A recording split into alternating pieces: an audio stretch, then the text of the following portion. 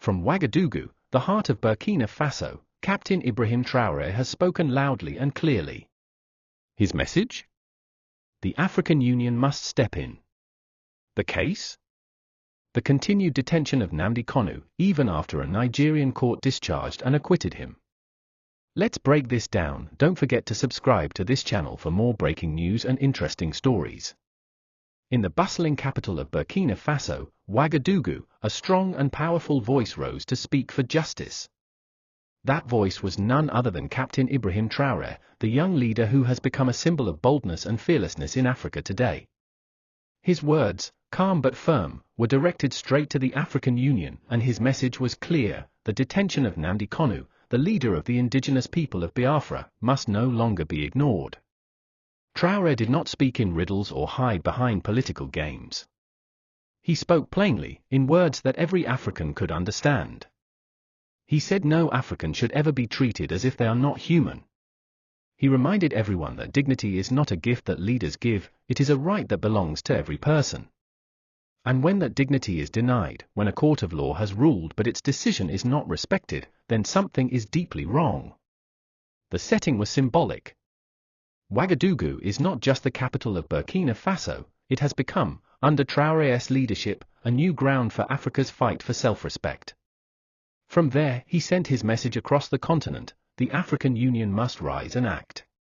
He called on them not to sit in silence or hide behind excuses, but to face the truth. And the truth is this: Nnamdi Kanu has been discharged and acquitted by a Nigerian court, yet he is still in detention. For Traoré, this was not only about one man. It was about principle.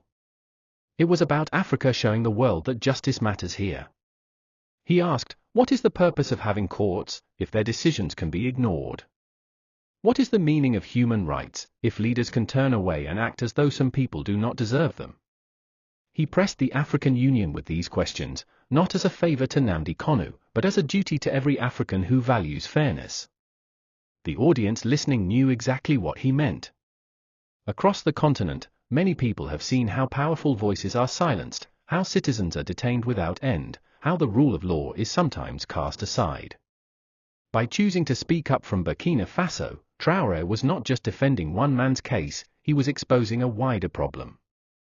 He was saying, Africa must stop pretending.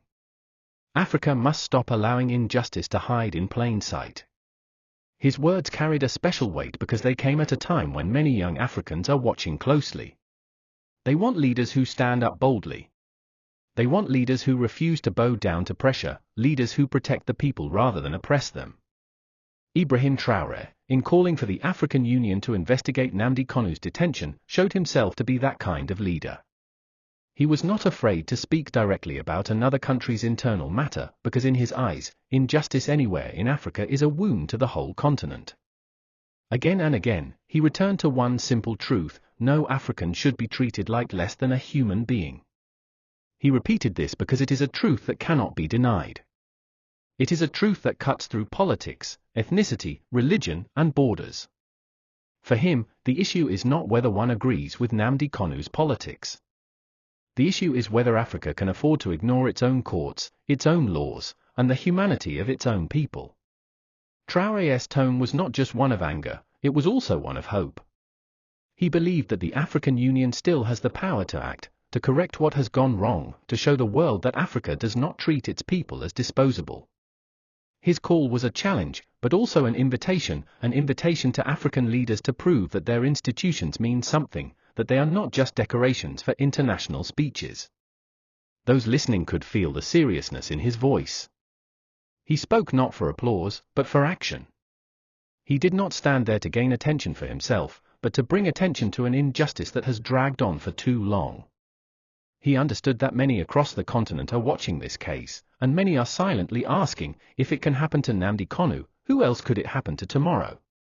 By choosing Ouagadougou as the place to make this declaration, Traoré added another layer of meaning. This city, often overlooked by the wider world, has now become a symbol of resistance, of courage, and of Africa speaking for itself. From there, his voice echoed beyond Burkina Faso's borders, reminding everyone that justice cannot be delayed forever. He painted a picture of what Africa should be, a continent where courts are respected, where leaders listen to their people, where no individual is denied their rights because of politics or power. He made it clear that the issue of Nnamdi Kanu is not an isolated matter, it is a test of whether Africa is ready to defend its own dignity. As he ended his message, one could feel that he had placed a responsibility on the shoulders of the African Union. He had thrown the question before them: will you act, or will you remain silent? Will you defend justice, or will you turn away? The power of Chapter 1 lies in this simple fact. Ibrahim Traoré, from Ouagadougou, spoke what many Africans have been thinking but have been afraid to say out loud. He did not whisper it. He declared it with clarity. No African, not even Nnamdi Kanu, should ever be treated as less than human. And with that, the stage was set. The case of Nnamdi Kanu is one of the most debated and controversial legal sagas in Nigeria today. It is a story that has spread beyond Nigeria's borders and touched the entire continent because it raises questions bigger than one man's struggle. It raises questions about justice, about the rule of law, and about whether African institutions truly protect the rights of their own citizens. Nnamdi Kanu is the leader of the Indigenous People of Biafra, known as IPOB. His movement has called for self-determination for the Igbo people in Nigeria, and this has placed him at the center of one of the most heated political debates in modern Nigerian history.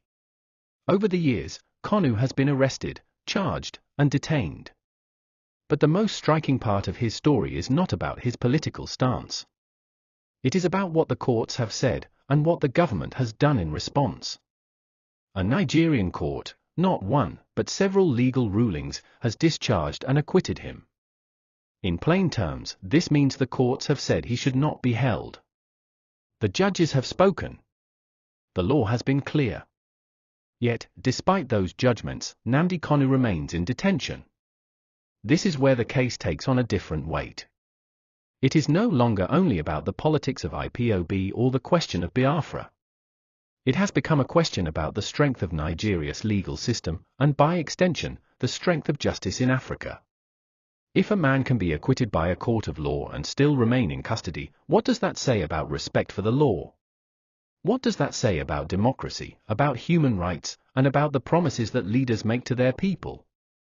Ibrahim Traoré understood this very clearly when he raised his voice from Ouagadougou. He was not choosing sides in Nigeria's political debate. He was not making a statement about whether Biafra should or should not exist.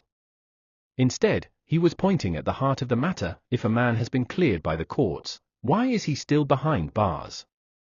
This question is uncomfortable because it strikes at the core of governance. It forces leaders to face the reality of whether they truly respect the institutions they claim to defend. In Nigeria, the constitution promises justice and fairness. The courts are meant to be the guardians of that promise. But in the case of Nnamdi Kanu, that promise has not been kept. The court rulings were not casual opinions, they were binding decisions. Yet those decisions have been ignored. And this is not only an attack on one man's rights, it is an attack on the credibility of the legal system itself. For when the government sets aside court judgments, it tells citizens that justice is selective. It tells them that the law can be bent depending on who you are or what you represent. That is a dangerous message for any country. Now think about the millions of Nigerians who have watched this case unfold. Many may not even support Nnamdi Kanu's political ideas. But what they see is a man being held against the word of the courts. And deep inside, they ask themselves, if it can happen to him, can it also happen to me? If the courts cannot protect him, can the courts protect me? These silent questions create doubt, and doubt in the justice system is like a slow poison in any society. This is why Ibrahim Traoré's voice struck a chord. From Burkina Faso, he called out the African Union to step in and investigate. Because in his eyes, this case is bigger than Nigeria. It is an African issue. It is about showing whether African courts, African judges, and African leaders are respected, or whether their voices can be thrown aside like paper. Traoré reminded the world that the rule of law is one of the foundations of a civilized society. Without it, nations descend into chaos. The court is supposed to be the last hope for the common man. If the government can ignore the court, then the people have nowhere else to turn. That is why the continued detention of Nnamdi Kanu has become not only a Nigerian issue but a continental one. Let us pause and look deeper into why this matters so much. The story of colonialism in Africa is filled with examples of laws imposed from outside, where Africans were denied fairness in their own land. After independence, African nations promised their people something different. They promised that justice would be in the hands of their own courts, their own judges, their own leaders. They promised that the rule of law would replace the rule of force. But when a court sets a man free, and he is still held, that promise is broken. It begins to look like nothing has changed. For Nnamdi Kanu, the personal cost is clear. He has spent years in detention, cut off from his family, his followers, and his freedom. But the deeper cost is to the trust of the Nigerian people, and even the wider African community. If justice does not apply equally, then who truly is safe? The African Union was created, in part, to safeguard the rights and dignity of African people. Yet too often it has been criticized for being slow, silent, or hesitant in the face of human rights abuses. That is why Traoré's challenge was so direct. He said to them, "Here is a clear case where a man has been acquitted and yet remains detained. If you truly represent Africa, if you truly defend African dignity, then prove it. Investigate this case. Demand answers. Stand for what is right." This challenge is not just about the AU as an institution. It is also about the image of Africa before the world. Other regions of the world watch how Africa handles its own justice. If they see African courts being ignored without consequence, they conclude that Africa is weak in upholding its own standards. But if they see Africans defending the rights of Africans, then the continent earns respect.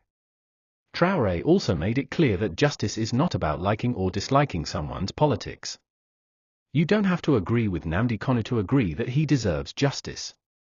That is the beauty of the law, it applies to all, whether loved or hated.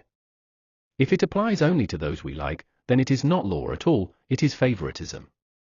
And favoritism is the enemy of justice. Think again of the ordinary African listening to this case. They see a young leader in Burkina Faso speaking out boldly. They see him defending not only his own people but also someone in another country. They see him asking the African Union to act.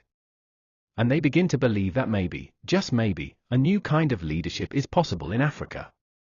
A leadership that does not remain silent in the face of injustice. A leadership that knows the power of the truth. That is why this chapter of the story matters so much. It shows that the case of Nnamdi Kanu has grown beyond the walls of any courtroom. It has become a mirror reflecting the health of African justice.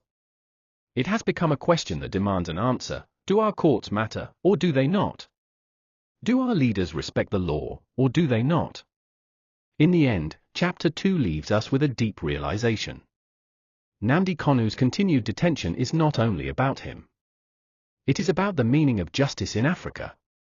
It is about whether Africa is truly ready to stand on the principles it claims to hold dear. And that is why Ibrahim Traoré raised his voice, not to score points, but to remind us all that justice denied to one is justice denied to all. From Ouagadougou, the words of Captain Ibrahim Traoré did not just hang in the air. They carried across borders, across languages, across cultures. They carried into the heart of Africa's most important institution, the African Union. His call was not weak or timid. It was loud, direct, and filled with a moral weight that cannot be ignored. He asked a question that shakes the conscience of any honest leader: if the courts of a sovereign African nation have discharged and acquitted a man, why is he still in detention? And if one government can ignore its own courts, what then is the role of the African Union, the very body created to defend the rights of African citizens? This was not a casual statement. It was a challenge. A challenge to an organization that has too often been accused of silence. The African Union was born out of a dream that Africans would no longer need to look outside the continent for protection, for justice, for dignity. But dreams must be tested by reality. And here was a real test, laid bare before the AU by one of Africa's youngest and boldest leaders. Traoré's words exposed a deeper truth: institutions mean nothing if they cannot defend the weak. Meetings, conferences, and speeches mean nothing if they are not backed by action. He called on the African Union to investigate the detention of Nnamdi Kanu, not simply as a legal matter, but as a moral one. Because the question of justice is not only about documents and files. It is about the soul of a continent. In making this call, Traore was, in fact, asking African leaders to look at themselves in the mirror. He was saying, if you cannot defend a man who has been discharged by a court, then what authority do you have to speak of democracy? If you cannot stand up for justice when it is clear, then what meaning does your union have in the eyes of your people? The silence of the African Union in moments like this is not just silence. It is a message. A message that says, some Africans are not worth defending. A message that says, courts can be ignored, and nothing will happen.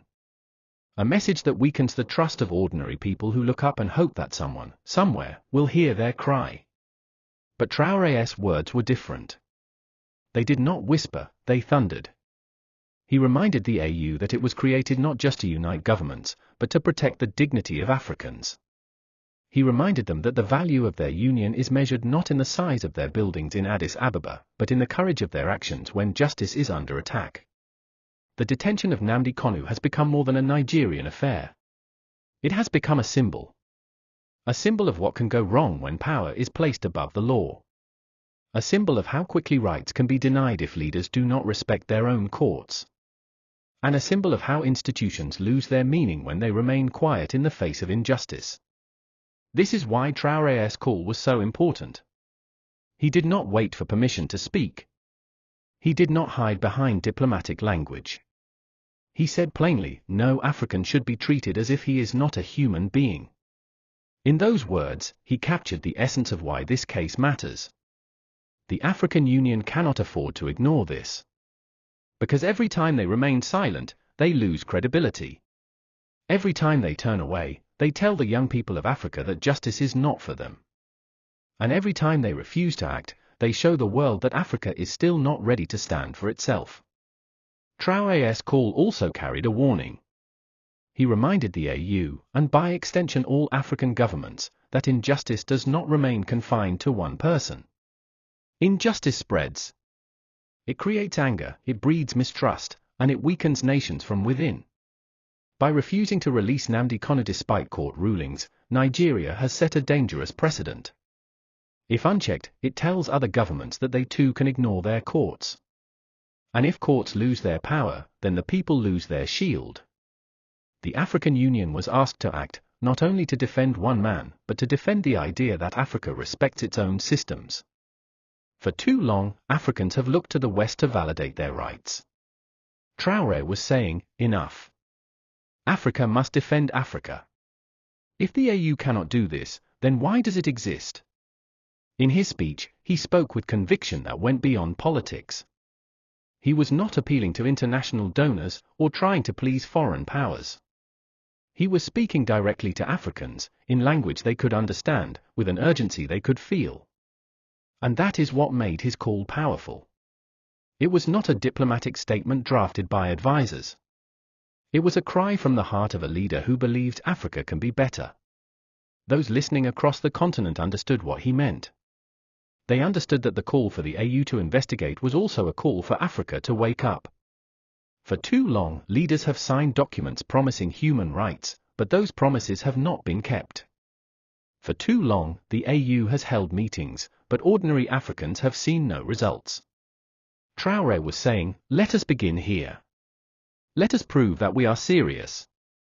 Let us show that when an African court speaks, the whole of Africa listens.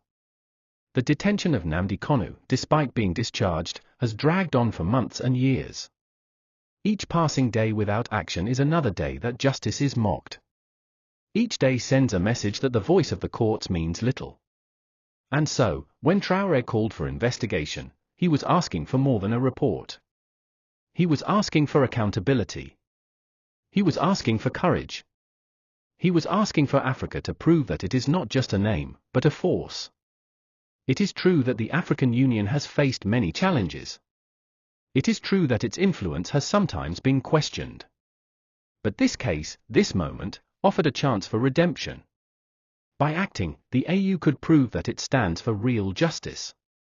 By investigating, it could show that it does not turn away when the rights of Africans are trampled. By responding to Traoré's call, it could remind the continent that leadership is not about position, but about protection. Traoré also placed responsibility on the shoulders of ordinary Africans. He knew that change does not come only from institutions. It comes when people demand it. His words were not only directed to the AU, they were directed to the hearts of Africans everywhere. He was saying, do not accept silence. Do not accept excuses. Demand justice. Demand that your leaders respect the rule of law. From Ouagadougou to Abuja, from Addis Ababa to Johannesburg, his message spread. And as it spread, it reminded people that Africa's strength lies not in silence, but in solidarity. When one African is denied justice, it is not just his problem. It is the problem of all who believe in fairness. The call to the African Union was therefore more than a request. It was a declaration. A declaration that Africa must not stand by while injustice is carried out in broad daylight. A declaration that the rights of one man are tied to the rights of all. And a declaration that history will judge leaders not by their words, but by their courage to defend what is right. The chapter closes with this reality: the African Union has been given a choice.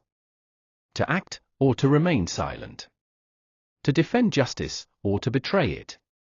To prove that Africa can protect its own, or to admit that it cannot.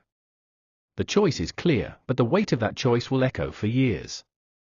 And so, as Traoré's words fade from Ouagadougou into the ears of millions, one truth remains: no African should ever be treated as if they are not human. Not Nnamdi Kanu. Not anyone. The dignity of one is the dignity of all. And until Africa rises to defend that dignity, it will never truly be free.